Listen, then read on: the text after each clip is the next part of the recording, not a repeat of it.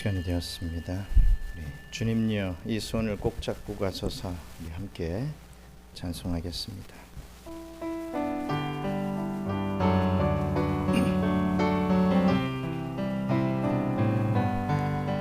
주님여 이 손을 꼭 잡고 가소서 약하고 피곤한 이 몸은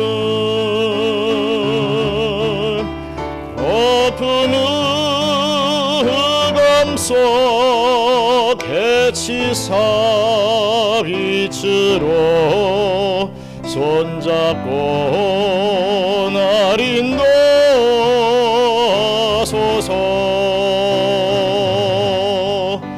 인생이 힘들고 고난이 겹칠 때 주님여 날 인도 주소서. 외치는 이 소리 귀 기울이시사 손잡고 날 인도하소서. 주님여 이 손을 꼭 잡고 주님여 이 손을 꼭 잡고 가소서. 약하고 피곤한 이 몸을 엎은 흑암 속 해치사 빛으로 손잡고 날 인도하소서. 주님여 주님여 이 손을 꼭 잡고 가소서. 약하고 피곤한 이 몸을 엎은 흑암 속 해치사 빛으로 손잡고 날 인도하소서.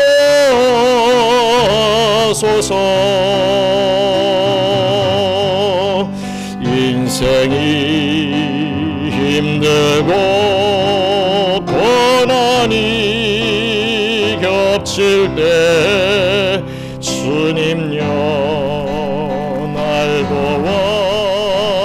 도와주소서. 외치는 이 소리 귀 기울이시사 손잡고 날 인도하소서.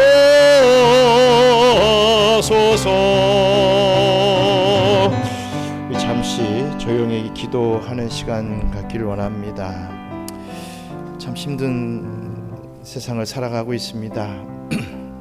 비상 계엄령도 터지질 않나, 전쟁이 크게 이 두 개나 계속되고 있고, 정말 누가 뭐래도 지금 말세요 이 종말의 때입니다. 참 주님께서 우리 손을 붙잡아 주지 아니하시면 우리 언제 어떻게 될 줄 모르는 그러한 순간순간을 살아가고 있습니다. 주님, 저의 손을 꼭 붙잡아 주시고 인도해 주시옵소서. 안전케 해주시고 정말 주님 날아가는 그 순간까지 우리 주님의 영광을 바라보며 살아갈 수 있는 저희들 되게 해 주시옵소서. 우리 함께 기도하기를 원합니다. 기도하겠습니다. 감사합니다. 저희들의 삶을 통하여 하나님께서 영광 거둬 주셔야 되는데 저희들 이렇게 늘 지치고 늘 힘들어서 이리 쓰러지고 저리 쓰러집니다. 아버지 하나님, 주님을 바라봐야 되는데 세상을 바라봅니다. 주님을 바라봐야 되는데 자꾸만 사람을 바라봅니다. 아버지, 이런 저희들을 주님 용서하여 주시고 더욱더 주님 바라보며 승리하며 나갈 수 있도록 주님 축복해 주시옵소서. 아버지 하나님, 저희 손은 놓여 있는 것 같지만 우리 주님께서 항상 저희들을 붙잡고 계심을 믿고 다시 한번 힘을 내기를 소망합니다. 주님 역사해 주시고 큰 은혜를 베풀어 주시옵소서.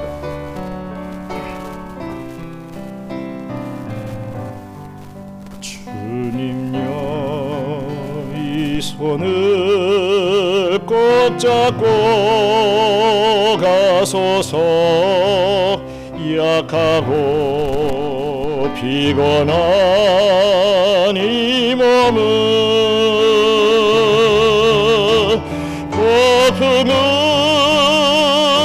감싸 개치사 빛으로 손잡고 날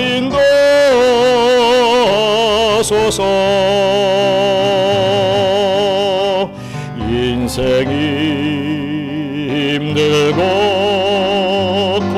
고난이 겹칠 때 주님여 날 도와주소서. 외치는 이 소리 귀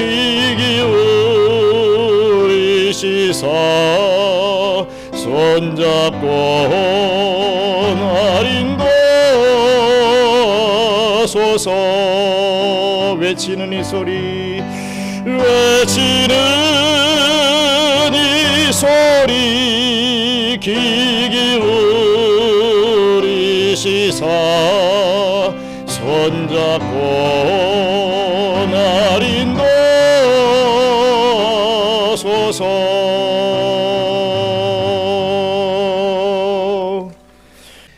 하나님의 말씀 요한복음 11장 38절로 44절 말씀입니다. 요한복음 11장 38절로 44절 말씀, 우리 한 목소리로 함께 봉독하겠습니다. 이에 예수께서 다시 속으로 비통히 여기시며 무덤에 가시니 무덤이 굴이라 돌로 막았거늘 예수께서 이르시되 돌을 옮겨 놓으라 하시니 그 죽은 자의 누이 마르다가 이르되 주여 죽은 지가 나흘이 되었음에 벌써 냄새가 나나이다. 예수께서 이르시되 내 말이 내가 믿으면 하나님의 영광을 보리라 하지 아니하였느냐 하시니 돌을 옮겨 놓으니 예수께서 눈을 들어 우러러보시고 이르시되 아버지여 내 말을 들으신 것을 감사하나이다. 항상 내 말을 들으시는 줄을 내가 알았나이다. 그러나 이 말씀 하옵는 것은 둘러선 무리를 위함이니 곧 아버지께서 나를 보내신 것을 그들로 믿게 하려 함이니이다. 이 말씀을 하시고 큰 소리로 나사로야 나오라 부르시니 죽은 자가 수족을 배로 동인 채로 나오는데 그 얼굴은 수건에 쌓였더라. 예수께서 이르시되 불어 놓아 다니게 하라 하시니라. 아멘. 나사로의 이 죽음 앞에서 사람들은 울고 있었습니다. 그의 가족이었던 이 마르다 그리고 이 마리아도 울었습니다. 또 나사로와 관계가 있는 많은 유대인들도 그 자리에서 함께 울고 있었습니다. 이렇게 사람들이 슬퍼하고 있을 때 우리 예수님도 그 감정을 숨기지 않으셨습니다. 예수님은 인생의 죽음과 슬픔을 가지고 온 그 죄와 그 죽음 앞에서 분노하는 감정을 표출하셨던 것이죠. 그리고 슬픔 속에 잠긴 사람들과 그 슬픔을 함께 나누시면서 눈물을 흘리셨습니다. 이렇게 두 가지 감정을 보여주셨죠. 분노하는 감정과 동정하며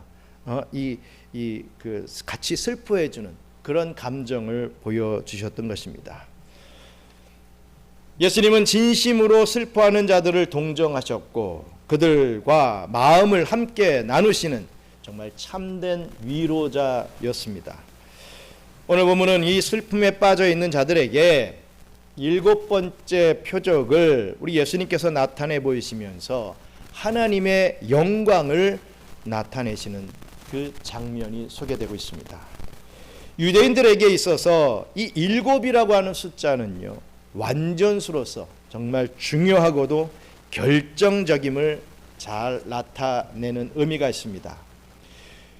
요한복음은 7가지 이적이 나타나고 있죠. 표적을 보여주고 있죠. 그 첫 번째는 물을 포도주로 바꾸시는 표적이었습니다. 두 번째는 왕의 신하의 아들을 고치시는 표적이었죠. 이 세 번째는 38년 된 병자를 고치시는 표적을 보여주셨습니다. 네 번째는 오병이어로 5,000명을 먹이시는 표적이었습니다. 다섯 번째는 물 위를 걸으시는 표적을 보여주셨죠. 여섯 번째는 날 때부터 이 맹인된 자를 고치시는 표적을 보여주셨습니다. 그리고 오늘 이 7번째 표적인 이 죽었던 나사로를 살리시는 이 표적을 통해서 예수님이 어떤 분이신지를 정말 명확하고도 또 결정적으로 보여주고 있습니다. 표적, 즉 세메이온이라고 하죠. 이 세메이온은 기적 자체에 의미가 있는 것이 아니라고 매번 말씀을 드렸습니다. 그 표적이 가리키고 의미하는 바가 중요하다는 것을 계속 우리가 살펴봤죠. 이 7번째의 표적이 가리키는 결정적인 요한복음의 메시지는 과연 무엇인지 우리가 함께 알아보고 큰 은혜 나누시는 저와 여러분들 되시기를 주님의 이름으로 축원합니다. 첫째로 믿는 자에게 하나님의 영광을 나타내시는 예수 그리스도를 보여주고 있더라라는 것입니다. 믿는 자에게 하나님의 영광을 나타내신다는 거죠. 요한복음 11장 38절로 40절 말씀 같이 또 한번 읽겠습니다. 이에 예수께서 다시 속으로 비통히 여기시며 무덤에 가시니 무덤이 굴이라 돌로 막았거늘 예수께서 이르시되 돌을 옮겨 놓으라 하시니 그 죽은 자의 누이 마르다가 이르되 주여 죽은 지가 나흘이 되었음에 벌써 냄새가 나나이다. 예수께서 이르시되 내 말이 내가 믿으면 하나님의 영광을 보리라 하지 아니하였느냐 하시니. 아멘. 지금 38절로 40절까지 말씀을 읽었는데 이 첫 절인 38절에 무엇으로 시작을 하고 있습니까? 이에라고 하는 말로 시작을 하고 있죠. 그렇다면 이 말씀은 그 전절의 말씀과 이어지는 본문의 말씀인 것을 우리가 알 수가 있습니다. 그 전절인 37절에 어느 유대인이 맹인의 눈을 뜨게 한 이 사람이 아니 이 나사로를 죽지 않게 할 수는 없었더냐, 이러한 말을 하는 장면이 나오고 있습니다. 그러면서 핀잔을 주었던 것이죠. 이에 예수님께서 다시 비통히 여기셨던 것입니다. 여기에서의 이 분노는 죽음에 대한 분노입니다. 동시에 믿음 없는 유대인들에 대한 분노가 뒤섞인 그러한 분노를 우리 예수님께서 표출해 보여주신 것이라 할 수가 있겠습니다. 예수님은 이제 결정적인 표적을 나타내시려 이 분노 가운데 나사로가 묻혀 있는 무덤 가까이로 가셨습니다. 당시 유대인들의 이 무덤은 두 가지로 나눌 수가 있습니다. 이 사람을 묻기 위해 이 사람들이 직접 파놓은 무덤이 있었습니다. 또 자연적으로 생긴 굴에 시체를 넣고 돌로 그 입구를 막는 그런 무덤의 형태가 있었죠. 오늘 본문에 이 무덤이라는 말은 스펠라이온이라고 하는 표현을 쓰고 있습니다. 이 말은 원래 자연적으로 생긴 굴을 의미하는 단어죠. 이런 굴에 사람의 시체를 넣고 큰 돌을 그 굴의 입구를 그 돌 가지고 이 굴의 입구를 막아 놓았던 것입니다. 예수님은 그 돌을 옮겨 놓으라고 명하셨던 것이죠. 그러자 마르다는 어떤 말씀을 하고 있습니까? 주여 죽은 지가 나흘이나 되었음에 벌써 냄새가 납니다. 야, 이제는 뭐 어쩔 수 없습니다. 이런 얘기죠. 마르다는 아직까지 우리 예수님께서 무엇을 하려 하시는지 알지 못했던 것입니다.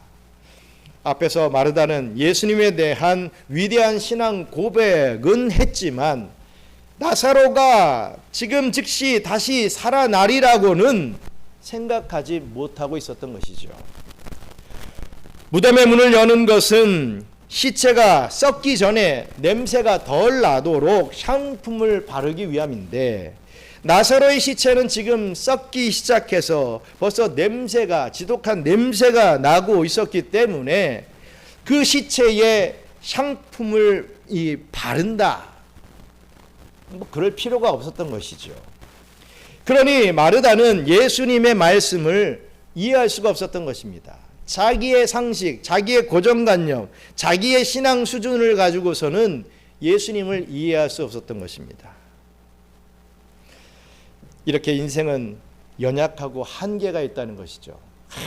자기가 뭐 최고인 것 같습니다. 어떤 방면에서는 자기가 전문가고 남들보다 뭐 뛰어나다고 생각하며 자부를 하지만 우리 예수님 앞에서는 정말 어떻게 비교를 할 수 없는 그런 존재임에도 불구하고 우리는 막 예수님 막 치받는 그런 모습들을 보여주지요. 지금 이 마르다의 모습이 그렇다는 것입니다. 이 마르다의 모습을 통해서 인생은 연약하고 한계가 있는 존재구나 라는 것을 우리는 깨닫게 됩니다. 이런 마르다에게 예수님은 아주 결정적인 말씀을 해주십니다.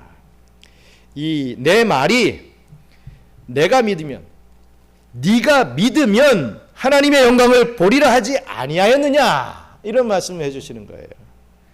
아직 믿음이 부족한 마르다에게 예수님은 그 전에 주셨던 그 말씀을 다시금 상기시켜주고 있습니다. 그렇습니다. 우리는 참 하나님의 말씀을 다 받았고 은혜를 체험했고 믿고 있습니다. 그런데 자꾸만 있지요. 우리의 어떤 상황과 우리의 한계를 우리가 부닥치면서 자꾸만 그 말씀을 잊어버린다 이겁니다. 망각해버립니다. 그럴 때마다 우리 주님은 어떻게 합니까? 그 말씀을 다시금 생각하게 만들어주신다는 거죠. 23절에 예수께서 이르시되 내 오라비가 다시 살아나리라 분명히 말씀하셨습니다. 또 25로 26절에 예수께서 이르시되 나는 부활이요 생명이니 나를 믿는 자는 죽어도 살겠고 무릇 살아서 나를 믿는 자는 영원히 죽지 아니하리니 이것을 내가 믿느냐라고 분명히 말씀하셨습니다. 예수님은 나사로를 통해 나타내실 그 하나님의 영광을 마르다에게 이미 예고해 주셨다는 것입니다. 아무 말씀 안 하신 게 아니라 이미 다 말씀해 주셨던 거죠. 이때 예수님은요 믿음을 요구하셨습니다. 26절에 이것을 내가 믿느냐라고 물으셨고, 내가 믿으면 어떻게 된다고요? 하나님의 영광을 보리라 라고 말씀해 주고 계십니다. 여러분, 믿음은 하나님의 영광으로 가는 통로이기 때문입니다. 믿음이 없으면 나사로가 죽었다가 다시 살아나는 표적을 봐도 예수님을 믿기보다는 오히려 죽이려고 달려들 것입니다. 여기서 우리가 꼭 기억해야 할 것은 믿음이 기적을 일으키는 것이 아니다라고 하는 사실이죠. 이게 무슨 말인가 또 살짝 오해하실 수도 있겠습니다. 여러분 잘 생각해 보시기 바랍니다. 우리의 오해 중에 하나는 믿음이 부족해서 내 삶에 기적이 일어나는 것은 일어나지 않는다라고 생각을 한다는 것입니다. 내가 믿음이 부족하기 때문에 내 삶에 어떤 기적이 일어나지 않는다 이렇게 생각한다는 것이죠. 우리의 삶에 일어난 문제들이 있을 때 그 문제가 어떻게 기적적으로 해결되기를 바라면서 우리는 믿음을 사용하려 합니다. 그런데 아무리 믿습니다 하고 외쳐도 해결 방법이 잘 안 나옵니다. 그럴 때면 주변에 믿는 사람들은 참 쉽게 얘기하죠. 야, 이루어주실 줄 확실히 좀 믿어봐. 믿음이 부족해서 그래 네가. 믿는 자에게 능치 못함이 없다고 분명히 말하지 않았느냐. 좀 믿어봐. 될 줄로 믿습니다 하면 이루어져. 기적이 생겨날 거야. 이렇게 어떻게 보면 좀 쉽게 조언을 하죠. 내가 그래 봤었어. 내가 다 해봤는데 야 이렇게 하니까 되더라. 뭐 자기의 경험담을 들어보면서 그렇게 얘기를 합니다. 여러분, 이것은요 믿음을 믿는 것이지 하나님을 믿는 것이 아닙니다. 잘 생각해 보시기 바랍니다. 이런 신앙은요 참으로 위험한 신앙이 될 수 있습니다. 내가 어떤 믿음을 갖고 있으면 그 믿음대로 모든 것이 될 것이다. 저는 그렇게 말하시는 분들을 참 불안불안합니다. 그런 신앙은 참으로 위험합니다. 복음서를 보면 예수님께서 병고침과 같은 기적을 보이시기 전에 믿음을 요구하실 때가 있죠. 기적을 나타내신 후에 내 믿음이 너를 구원하였느니라 라고 또 말씀해 주십니다. 그러나 믿음을 요구하지 아니하시고 병을 고쳐주시거나 기적을 나타내실 때도 있습니다. 요한복음의 표적 중에 바로 38년 된 병자, 요한복음 5장에 나오는 이 38년 된 병자의 경우가 그 케이스가 그러하다 이거죠. 예수님께서 낫고자 하느냐 이렇게 물으셨을 때 이 병자는 자신의 상황을 막 푸념하게 바빴습니다. 내가 이래서 저렇고 저랬고 저렇고요. 나를 넣어줄 자가 없고요. 내가 뭐 좀 불편해가지고 내가 요것만 되면 뭔가 좀 저 연못에 못에 들어가가지고 뭔가 짠 하고 나올 텐데 나의 모든 상황이 그러지 못해요. 푸념하기에 바빴습니다. 그러나 예수님은 그렇게 푸념하는 그 38년 된 병자를 어떻게 했습니까? 고쳐졌습니까? 아니면 고쳐졌습니까? 그를 고쳐주십니다. 즉 기적이 일어나고 안 일어나고의 문제는 믿음이 있고 믿음이 없고의 문제는 아니더라라는 것이죠. 하나님의 뜻이면 일어나는 것이고 하나님의 뜻이 아니면 안 일어나는 것입니다. 내가 믿음이 있다고 어떤 게 확 일어나고 믿음이 없으면 안 일어나고 이런 개념이 아니다라는 것을 우리가 생각할 수 있어야 됩니다. 그렇다면요, 믿음은 어떤 용도로 쓰임을 받는 것입니까? 오늘 요한복음에서 분명히 말씀하고 있죠. 믿음은 어떤 용도입니까? 바로 하나님의 영광을 보게 하는 그 용도입니다. 믿음은 하나님의 아름다움과 하나님의 그 선하심과 하나님의 그 광대하심을 보게 하는 통로라 이거죠. 믿음으로 기적을 볼 때 우리는 그 속에서 하나님의 영광을 봅니다. 믿음으로 고난을 볼 때 우리는 그 속에서 역시도 하나님의 영광을 보게 되는 것입니다. 그러기에 예수님은 믿으면 나사로가 다시 살아나리라 라고 말씀하지 아니하시고 믿으면 하나님의 영광을 보리라 이렇게 말씀하신 것입니다. 믿어라! 그러면 병이 날 것이다. 이 정도의 말씀이 아니었다는 거죠. 즉 우리의 삶은 영광은커녕 지질이 궁상맞은 그런 삶이 이어진다 하더라도 이 궁상맞은 삶에 하나님의 뜻이 있고 이 삶을 통하여 나를 정금같이 만들어 갈 것이라고 그것을 믿는다면 우리는 정말 하나님의 인도하심과 하나님의 함께하심과 하나님의 복주심을 누리게 된다는 것이죠. 여러분들의 믿음을 다른 도구로 쓰려고 하지 마시기 바랍니다. 믿음은 하나님의 영광을 담는 그릇일 뿐입니다. 그것을 우리가 잘 분별할 수 아는 그런 저와 여러분들 되시길 바랍니다. 둘째로 부활의 영광을 나타내시는 예수 그리스도를 보게 됩니다. 부활의 영광을 나타내시죠. 요한복음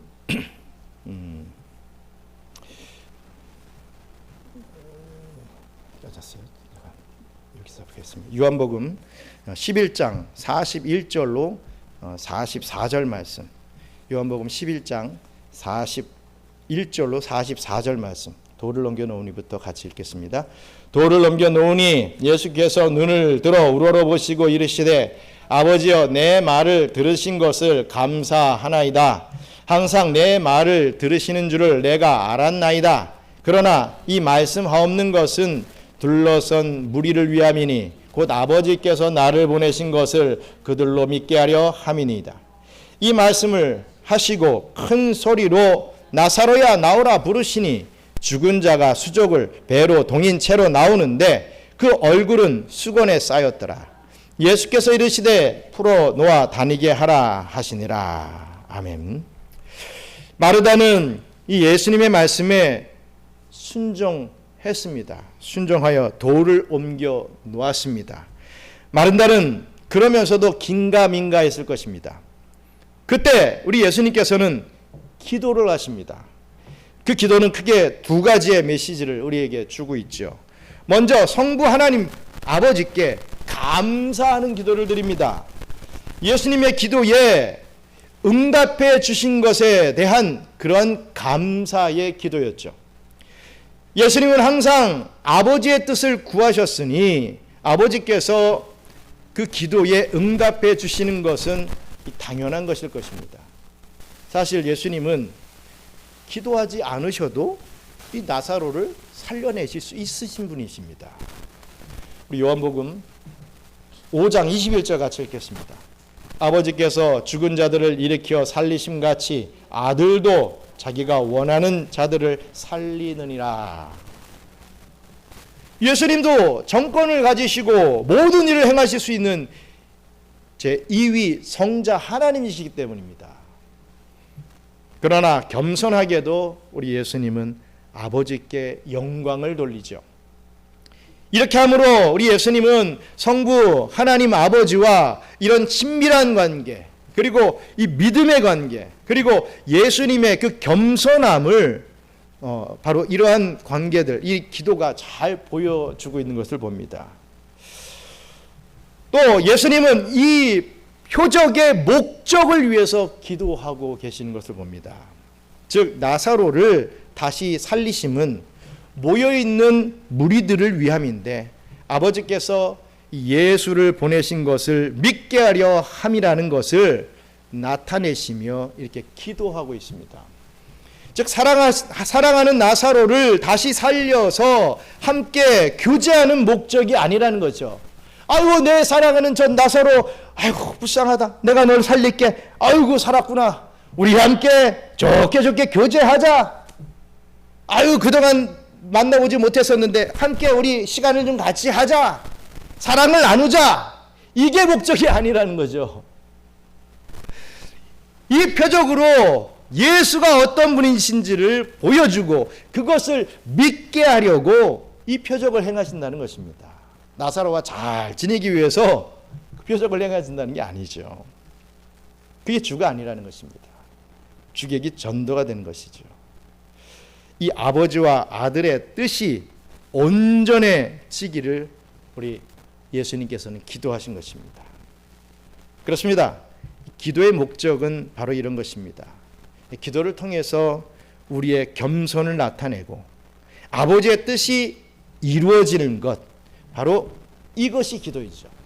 내 뜻을 관철시키고 내 뜻이 이루어지는 게 기도가 아니라 아버지의 뜻이 이루어지기를 기도하는 것이 기도다라는 말씀입니다.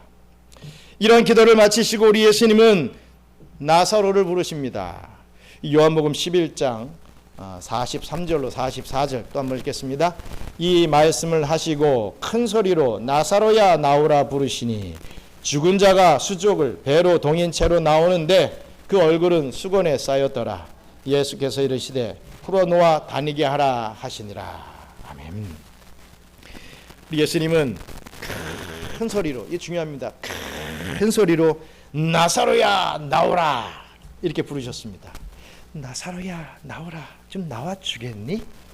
좀 나오면 좀 어떨까? 이러지 않고 나사로야 나오라 큰 소리로 부르셨습니다. 이 권위 있는 예수님의 말씀에 죽었던 나사로는 반응합니다. 저는 이런 예수님의 어떤 카리스마가 없어가지고 참 이 목회사역에 있어서 참 많은 마이너스가 있는 것 같습니다. 주님은 죽은 나사로를 향해서 나사로야 나오라 큰 소리를 치셨습니다. 나사로는 수족을 배로 동인 채로 나왔습니다. 그리고 그 얼굴에는 수건이 쌓여진 그 채로 그냥 나왔죠. 영락없는 시체의 모습이었습니다. 하지만 그는 지금 살아 움직이고 있었습니다. 예수님의 말씀 앞에 살아 움직였단 말입니다. 사람들은 놀라지 않을 수 없었을 것입니다. 아니 죽었던 사람이 게다가 죽은 지 나흘이나 되어서 막 썩은 냄새가 진동하는 이런 시체가 살아나다니, 이런 일은 들어본 일도 없고 보지도 못했던 일이었음에 틀림없었습니다. 그러나 우리 예수님은 담담히 풀어놓아 다니게 하라 라고 또 말씀을 하십니다. 그가 살아났으니 수족에 그 감겨져 있는 배와 머리를 쌓은 그 수건을 풀어 다닐 수 있게 하라, 이렇게 명령을 하신 것이죠. 7번째 표적이라고 하는 그 이름에 걸맞게 정말 가장 극적이고 가장 신비로우며 가장 기적적인 표적을 나타내 보여주신 것입니다. 여러분, 하지만 분명한 것은요, 우리는요 이 기적 자체에 주목을 해서는 안 됩니다. 항상 그게 우리의 신앙의 딜레마입니다. 뭔가 이루어지고 뭔가 생기고 뭔가 해결되고 그것에 자꾸만 우리의 신앙의 초점, 포커스가 맞춰지는데, 그게 뭐가 조금만 되고 뭐 어떤 징조가 있고 뭔가 딱 이루어지고 하면 정말 신앙으로 막 성장할 것 같죠. 모든 게 다 잘 될 것 같죠. 아니라 이거죠. 반대로 그러다가 그게 안 되면 더 나락으로 떨어집니다. 우리는 그 표적에 포커스를 맞추면 안 된다는 거죠. 이야, 죽었다가 살아났구나, 놀랍네, 여기서 그치면 안 됩니다. 다시 살아났던 나사로는, 여러분 생각해 보십시오. 지금까지 살아있습니까? 언젠가 죽었습니다. 죽었을 것입니다. 나사로의 삶이 조금 더 연장됐을 뿐이지 영원한 삶을 살았던 게 아니라는 거죠. 기적은 또 다른 기적을 요구할 뿐입니다. 기적 자체가 우리의 믿음의 이유와 내용이 되어서는 절대로 안 된다는 것입니다. 우리는 예수님이 나타내신 그 표적의 궁극적 의미를 찾아내야 하는 것입니다. 그 의미가 무엇일까? 왜 이런 일들을 보여주실까? 그 뜻이 무엇일까? 항상 그것을 찾으려고 해야죠. 이야, 그 이적 대단하네. 이야, 신기하네. 역시 우리 예수님이 최고야. 예수님 따라가면 뭐 우리는 뭐 만사오케이겠네. 이런 삶을 살라는 것은 아니라는 것입니다. 그것은 바로 이 예수님이 나타내신 그 표적의 궁극적인 의미는 바로 예수님이 부활의 주체가 되신다는 사실입니다. 나사로의 다시 살아남은 앞으로 나타나게 되는 예수님의 부활을 예고하는 예고편이라는 거죠. 이 표적에서 주인공은요, 나사로가 아닙니다. 예수님이시다라는 것을 우리가 바로 깨달을 수 있어야 됩니다. 즉, 이 본문이 나타내고자 하는 그 하나님의 영광은 바로 예수님의 부활의 영광이라는 거죠. 나사로가 살아났다, 대단하다, 와, 아니라 예수님이 부활하실 것임을 분명히 믿게 되는 그 초점을 맞출 수 있어야 된다는 것입니다. 나사로의 무덤, 즉 굴에 시체를 넣고 큰 돌로 입구를 막은 그 무덤은 예수님의 무덤과 흡사했습니다. 우리 예수님도 이 자연적인 굴, 이 스펠라이온에 묻히셨던 것이죠. 그리고 나사로의 얼굴을 싼 수건, 이 수다리온이라고 하는 것은 예수님의 얼굴을 싼 이 수건과 똑같은 단어를 쓰고 있습니다. 그리고 예수님은 큰 소리로 나사로를 부르셨는데, 여기서 사용된 큰 소리에 해당하는 헬라어는 메갈레라고 합니다. 이 단어가 예수님의 말씀에서 유일하게 사용되는 본문이 바로 예수님의 죽음 앞에서입니다. 우리 누가복음 23장 46절 같이 읽겠습니다. 예수께서 큰 소리로 불러 이르시되 아버지 내 영혼을 아버지 손에 부탁하나이다 하고 이 말씀을 하신 후 숨지시니라. 아멘. 예수님은 나사로의 죽음, 또 예수님 자신의 죽음 앞에서 그 저주의 죽음의 권세 앞에서 큰 소리를 내시면서 그 죽음의 권세를 이겨내셨던 것입니다. 예수님은 아담과 하와가 선악과를 따먹음으로 불순종한 인간들을 인간에게 찾아온 그 죽음의 저주를 이기시고 부활하심으로 하나님의 영광을 나타내셨던 것입니다. 그리고 이 부활이라고 하는 것은 이 생명이 없는 곳에 생명이 부여되는 것입니다. 예수님은 나사렛에 나오라 라고 하는 그 말씀으로 생명을 부여하셨습니다. 예수님의 말씀으로 말입니다. 예수님은 이전에 이렇게 말씀을 하셨었죠. 요한복음 5장 25절 같이 읽겠습니다. 진실로 진실로 너희에게 이르노니 죽은 자들이 하나님의 아들의 음성을 들을 때가 오나니 곧 이때라. 듣는 자는 살아나리라. 아멘. 예수님의 음성을 듣는 자 살아납니다. 목자의 음성을 듣는 양 생명을 얻습니다. 여러분들은 예수님의 음성이 들리십니까? 이 목사의 음성 뒤에서 여러분들의 마음속에 믿어지고 이 적용되어지는 이 예수님의 말씀이 들리십니까? 우리는 그 말씀으로 깨어나고 내가 죄인인 줄 알고 예수님이 구원자이심을 믿게 됩니다. 여러분, 예수님의 이 음성이 여러분들을 죽음에서 살리고 죽음의 상황에서 천국으로 우리를 이끌고 가는 그런 음성이라는 것을 온전히 믿으시겠습니까? 믿어지십니까? 여러분, 이것이 바로 하나님의 영광입니다. 여러분들에게는 이미 하나님의 영광이 임한 것이죠. 우리들에게는 죽음의 영이 엄습하지 못합니다. 여러분들은 죽어도 죽지 아니합니다. 생명이 여러분들 안에 있고 부활이 여러분들 안에 있기 때문이죠. 그러므로 사도 바울은 이렇게 말을 했습니다. 고린도후서 4장 6절 읽겠습니다.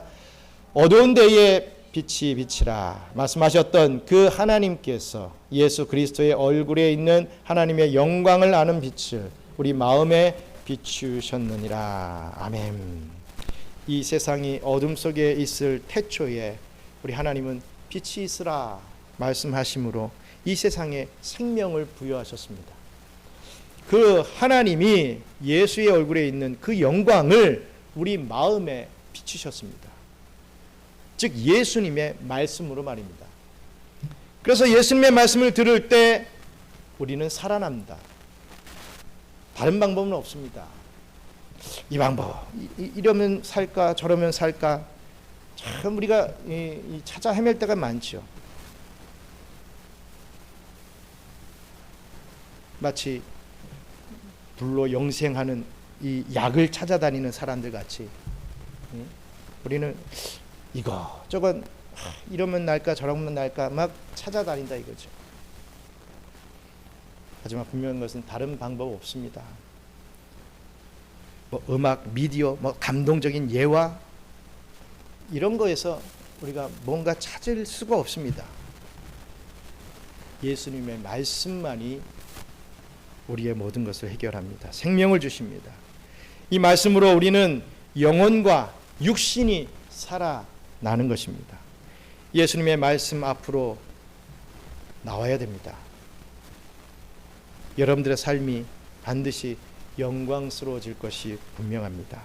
사랑하는 경양 선교교회 성도 여러분, 오늘 이 7번째 표적은 예수님이 누구신지를 너무나 확실하게 보여주시는 이 표적이라고 할 수 있습니다. 우리는 그 기적 자체에 주목할 것이 아니라 예수님을 주목하고 예수님을 믿어야 합니다. 이 예수님을 통해 우리가 하나님의 영광을 보고 부활의 영광을 누리기 때문이죠. 믿음은 바로 이 영광으로 나아가는 통로입니다. 이 믿음의 길을 우리는 걸어야 할 것입니다. 염려하지 마시고 걱정하지 마시고 믿음의 걸음을 우리가 걸어 나가야 합니다. 이 눈에 아무 증거 아니 배워도, 이 귀에 아무 소리 아니 들려도 이 길은 예수님이 함께하며 영광스러운 길이라는 것을 믿음으로 힘차게 걸어 나아가시기를 간절히 바랍니다. 그렇게 믿음의 길을 걷고자 했던 슬픔 속에 있던 그 마르다와 마리아는 결국에 어떻게 됐습니까? 하나님의 영광을 보았습니다. 우리도 그렇게 걸어간다면 하나님의 영광을 반드시 보게 될 것입니다. 포기하지 마시고 주저주저하지 마시고 지금까지 어떤 경험들 그걸 가지고 그 데이터를 가지고서 하나님을 자꾸만 옥죄이지 마시고 단순하게 예수님의 말씀, 그 말씀을 순종하며 쫓아갈 때 반드시 우리가 하나님의 영광을 본다라고 하는 것, 그것을 좀 믿고 그 영광이 저와 여러분들의 그 삶에서 항상 흘러넘치게 되는 그러한 역사가 바로 저와 여러분들의 이 삶의 역사가 되기를 주님의 이름으로 간절히 축원합니다. 기도하겠습니다. 그렇습니다. 우리는 요즘 같은 세상은 정말 너무나 혼탁합니다. 우리 개인의 문제에 있어서도 너무나 힘든 상황들인데 비상 계엄령이 또 무슨 전쟁이 경제적인 모습들 어떤 건강의 문제들 너무 많은 문제들이 다각적으로 우리를 옥죄이니까 정신을 못 차리겠습니다. 야, 이게 뭔가, 야, 이러다 진짜 죽는 것 아닌가, 이 문제에 눌려서 내가 압사되는 거 아닌가, 이렇게 우리가 생각을 하며 살아갈 때가 대부분이죠. 하지만 분명한 것은 자꾸만 우리가 그 문제에 휩쓸리다 보면 이 본질을 찾지 못한다는 것, 우리 다시 한번 깨닫고 우리 예수님을 다시 바라보고 정말 예수님이 반드시 이렇게 하겠다라고 하는 그 언약의 말씀을 좀 다시 한번 붙잡고 정말 그 믿음으로 나아갈 때 어떠한 하나님의 영광이 우리 앞에 보이게 될지를 우리가 좀 기대하며 나가는 그런 삶이 되기를 원합니다. 하나님, 반드시 순종하며 믿음으로 가는 그 걸음 위에 우리 주님께서 하나님의 영광을 보여주신다 약속하셨습니다. 주님 믿습니다. 하나님의 영광을 볼 수 있도록 저를 인도해 주세요.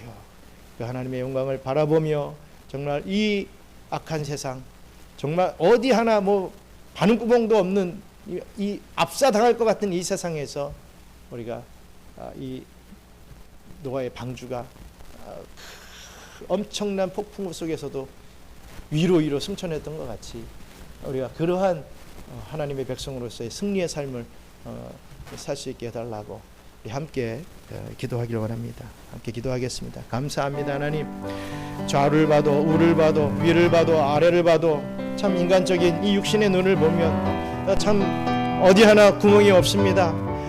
아버지 하나님, 정말 막막합니다. 경제적인 문제, 육신의 이 건강의 문제들, 우리 가정의 문제들, 우리 인격적인 이 사람들 간의 문제들, 참으로 많은 문제들이 옥죄이며 우리를 짓누르고 나를 짓누르며 하나님을 바라볼 수 없게, 우리 예수님의 말씀을 들을 수 없게 자꾸만 막고 있습니다. 아버지 하나님, 그럴 때 저희들이 더 주님의 얼굴을 바라보며 주님의 말씀을 들으려고 하고 주님의 그 말씀에 순종하려고 나아가는 그 방법을 찾아야 할 것인데, 자꾸만 세상에서 말하는 그 어떤 카운셀러들이 말하고 있는 그 어떠한 어떻게 하면 건강하더라, 어떻게 하면 네 문제가 해결이 빨리 될 것이다 라고 하는 그 많은 세상이 하는 이 설교의 말씀에 우리가 귀가 쫑긋해서 하나님의 말씀을 내려놓고 세상의 말씀을 붙잡으며 나갈 때가 너무나도 많이 있습니다. 아버지 하나님, 우리의 귀가 정말 예수님의 말씀에 꽂힐 수 있게 해주시고 더욱더 집중할 수 있게 도와주시옵소서. 세상이 말하는 어떤 이적과 기적만을 쫓아다니다 끝나는 인생이 아니라 그 이적을 보여주시는 하나님의 뜻을 깨닫고 하나님의 영광을 보며 나아갈 수 있는 저희들 될 수 있도록 축복하여 주시옵소서. 감사합니다. 하나님, 요한복음을 통하여서 우리 주님께서 7가지 이 표적을 보여주시며 참 대단하지, 나는 이런 신이야, 내가 바로 하나님이야, 나는 능력의 신이야, 너희들 내 말 잘 들어야 돼, 내가 또 이런 이적을 보여줄 거야, 너 이런 문제 있을 때 또 이런 이적으로 해결해 줄 거야, 이런 문제 생기면 또 이런 이적을 해결해 줄 거야, 이렇게 말씀하지 아니하시고 이 표적이 중요한 것이 아니라 이 표적이 가리키고 있는 예수인 나를 좀 바라보라. 자꾸만 표적에 신경 써서 되도 않는 일들을 자꾸만 버리는 너희들이 아니라 정말 무엇에 집중해야 될 것인지를 좀 깨닫고 우리 주님의 말씀대로 순종하며 좀 살아가라 라고 하시는 그 메시지를 듣고 아멘, 할렐루야. 주님을 온전히 바라보며 또 한 걸음 걷기를 원합니다. 영적인 탈선을 갖지 않고 계속해서 주님께서 깔아놓으신 그 선로를 향하여 또 전진하겠습니다. 끊어지지 않은 그 선로를 향하여서 계속해서 전진해 나갈 때 반드시 하나님의 영광이 드러날 줄 믿사오니 주님 그 영광을 바라보며 우리가 회복을 받고 더 기뻐할 수 있는, 더 주의 일들을 잘 감당할 수 있는 우리 경영의 성도들이 될 수 있도록 축복하여 주시옵소서. 우리의 기도의 모든 소원의 제목들이 있습니다.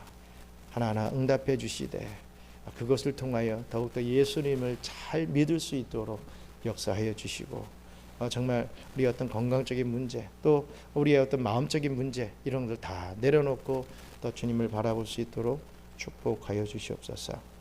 특별히 우리 귀한 하진이가 우리 한국에 이제 들어가서 또 시술을 받아야 되는데 아버지 하나님 좀 어려움이 없지 않을 것입니다. 고통이 없지 않을 것입니다. 잘 감당할 수 있게 도와주시고 더 크게 성장하여 멋진 모습으로 또 돌아와서 또 신앙의 삶을 잘 살아드릴 수 있는 우리 멋진 딸이 될 수 있도록 축복해 주세요. 그 가족의 그 일정들을 우리 주님께서 붙잡고 인도하여 주시옵소서. 감사를 드리며 모든 말씀 예수님 이름으로 기도드리옵나이다. 아멘. 주기도문으로 마치겠습니다. 하늘에 계신 우리 아버지여, 이름이 거룩히 여김을 받으시오며 나라야 임하시오며 뜻이 하늘에서 이룬 것 같이 땅에서도 이루어지이다.